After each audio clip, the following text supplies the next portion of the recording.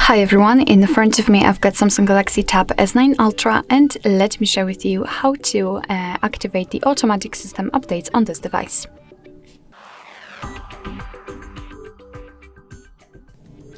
So first of all, we have to enter the settings and then scroll down to the very bottom to find About Tablet.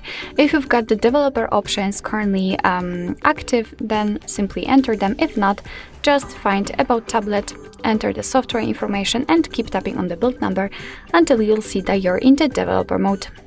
If you want to, I highly recommend to check our tutorial of how to not only enable the developer options, but how to manage them, and enter the developer options after activating, as I said. Here we have to scroll down just a little bit to find this option, Auto Update System, and simply tap on the switcher.